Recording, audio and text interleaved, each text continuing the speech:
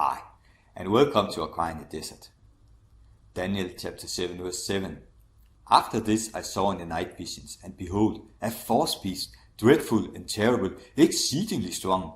It had huge teeth. It was devouring, breaking in pieces, and trampling the residue with its feet.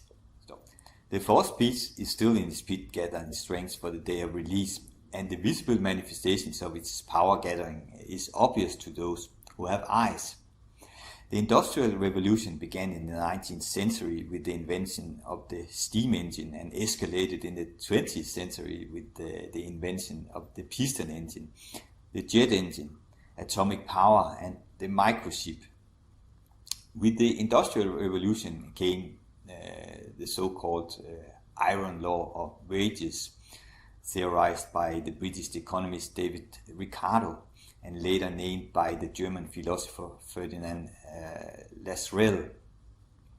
David Ricardo combined his own theory on the law of rent with the population theory of Thomas Malthus, and came to the conclusion that real wages in the long run always tend towards the minimum wage necessary to sustain the life of a worker.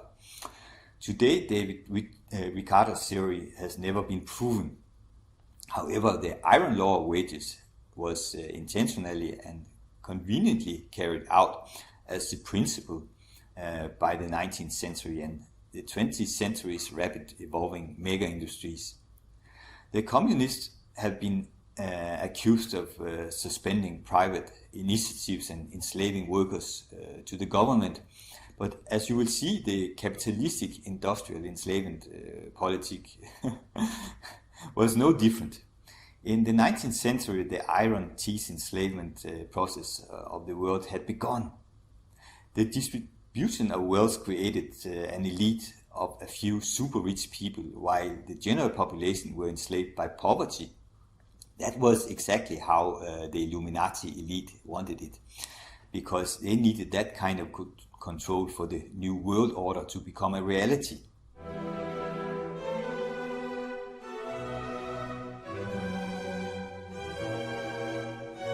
There's a chart I saw recently that I can't get out of my head.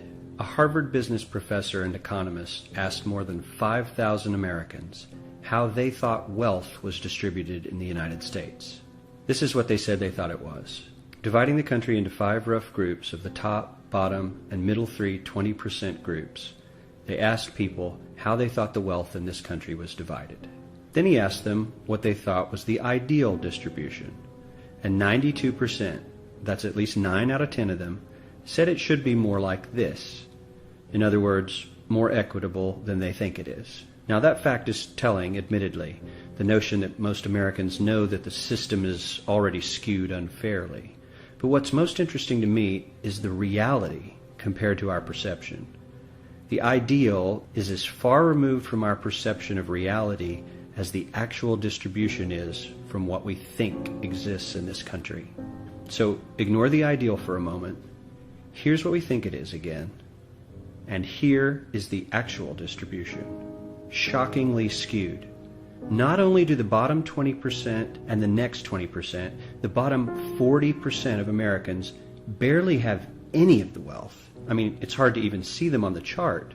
But the top 1% has more of the country's wealth than 9 out of 10 Americans believe the entire top 20% should have.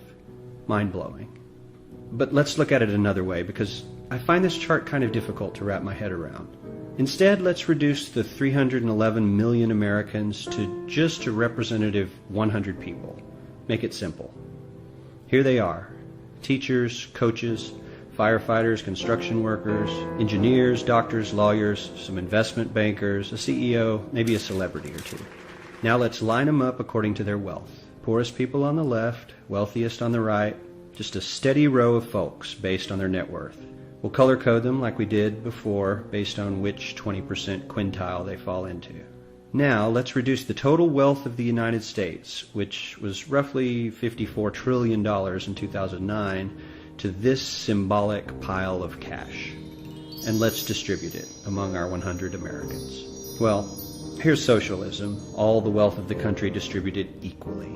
We all know that won't work. We need to encourage people to work and work hard to achieve that good old American dream and keep our country moving forward.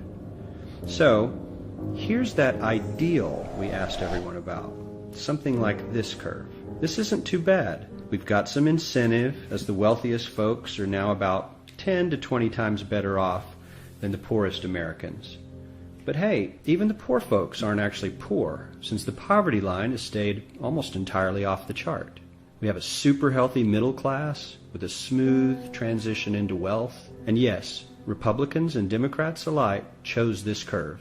9 out of 10 people, 92%, said this was a nice, ideal distribution of America's wealth. But let's move on. This is what people think America's wealth distribution actually looks like.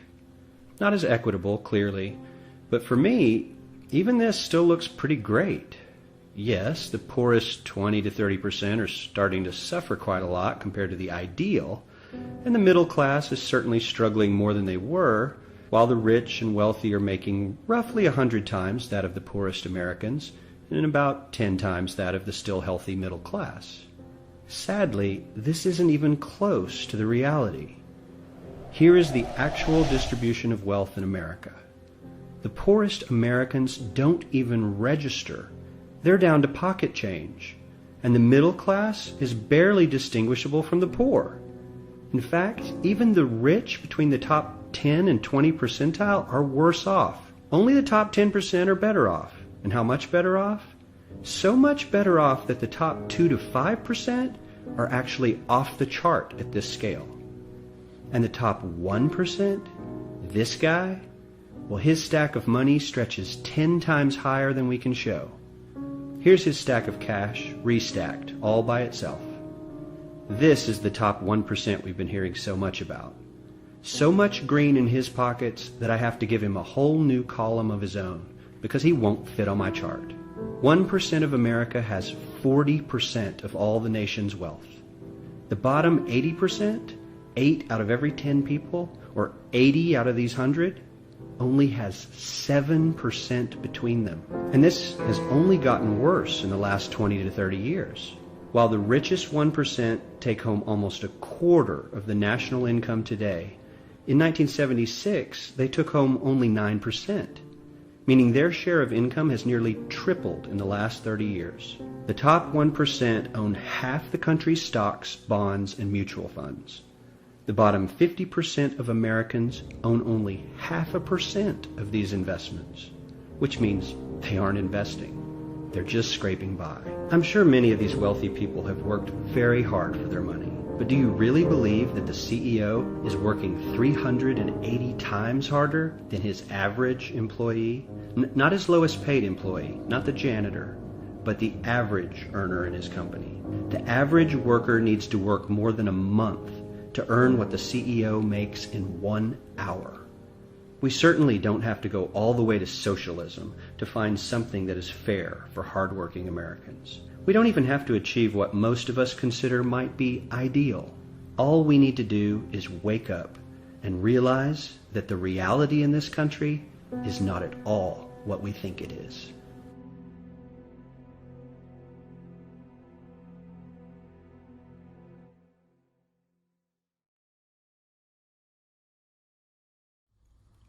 The communistic and capitalistic centralizing of the industrial production of goods and service products have been the greatest attack of mankind's liberty. The fewer choices, the bigger control. I remember some years ago when I could go to the local bakery to buy bread and butter on a Sunday morning. I can't do that anymore because the local stores are closed and substituted with mega franchises. The local cafe has been substituted with Starbucks, the local restaurant with McDonald's, and the local butcher, grocery and bakery have been substituted with Walmart. And guess what? Yes, you're right. Almost every one of these franchises are owned by the elite Illuminati members.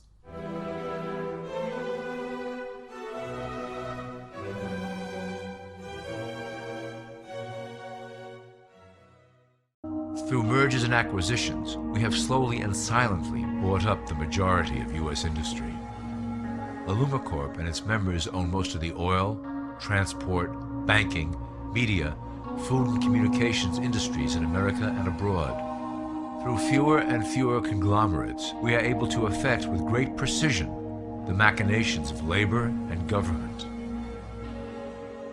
Ultimately, corporations will replace government as a centralized international body that can meet the needs of the public worldwide without the chaos created by national self-interest. When Allumacorp goes public, corporatism will be the foundation for world government. Conglomerates will merge into one cohesive corporation that is responsible only to Allumacorp and the needs of its global employment force. Worldwide, the local industries are being swallowed up, which leaves us with little to no choice in our selection of goods and services. Of course, at any time you can buy a pair of running shoes choosing between, let's say, Nike and Adidas. However, most people don't realize that these shoes are produced by Asian slave workers paid according to David Ricardo's iron law of wages. The production value of a Nike shoe is less than $5, but it's being sold for more than $100 and later offered for sale at $50. Most people think they have a choice, but they don't. They have to buy what is being offered by the elite. The world's most important industrial production companies are owned by the Illuminati elite. Let's take a product like Apple's iPhone. The Illuminati fingerprints are all over the phone. The eye symbolizes Lucifer's all-seeing eye. The iPhone, the all-seeing iPad, the iPod, and etc. And the bite of the apple is the message that humans can obtain knowledge apart from God, that humans can become God. Okay, let's buy a Samsung phone instead, right? Have you noticed the A in Samsung? Why is that a pyramid? Yes, you are right. Samsung is owned and controlled by the Illuminati elite. These phones are insanely stupid, expensive, and nobody asks why. The media give us the impression that development is expensive and that these companies are struggling, while the real reason the phones are expensive is that we don't have a choice. Most people can't even afford a mobile phone, and many sign a phone contract which enslaves them under a monthly debt for years. I don't have the time, but I can present hundreds of Illuminati fingerprints on various products we buy every day. Most people don't realize that these 10 companies produce almost everything you use and consume every day. Mars, Kellogg's, Kraft, Mondelez International, PepsiCo, General Mills, Coca-Cola, Nestle, P&G, Johnson & Johnson, and Unilever. Let me go through a couple for you to get the idea. Kraft was in 2015 split into two companies under the name Mondelez International, and is the third largest food production company in the world, just behind Nestle and PepsiCo. They produce thousands of products under various names, everything from Philadelphia cream cheese to Miracoli spaghetti. Nestle is the world's largest consumer product producer, which produces more than 2,000 brands and 8,500 products. However, Nestle is known worldwide for its slave-like condition for workers in Asia, and they are known for their attempts to buy up and control drinking water, which has brought many local societies to their knees financially. In old days, wealth distribution through food production would benefit everyone in the local area producing food, but today a very few elite people possess that wealth.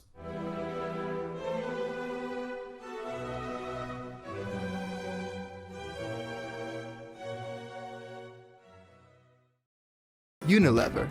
The distinctive U with its floral patterns is something we've all seen many times before, especially if we ever looked at the back of a shampoo bottle. But there's a lot more to this British-Dutch company than Dove, Axe, and Douche-Das. Unilever also has a pretty well-known presence in the food industry. There's the delicious Ben & Jerry's ice cream, or the savory beefy snacks, or even refreshing Lipton iced tea. All of those would be nothing without Unilever. Worldwide sales are at an incredible 52.7 billion euros, and it's probably only going to make more and more. Well, I hope you feel a little bit more enlightened about where your products are coming from. Most of us believe that when we enter a supermarket that we have plenty choices, while in reality our choices are getting fewer and fewer by the day, while the company revenues are increasing. Example, PepsiCo, which just purchased Coca-Cola, controls hundreds of soft drink brands. Is that development a part of the rise of Antichrist? Yes, it is. It's not all about capitalistic greed, I want more money, but a part of a subtle, hidden worldwide enslavement program, which I'll come back to later in this video series.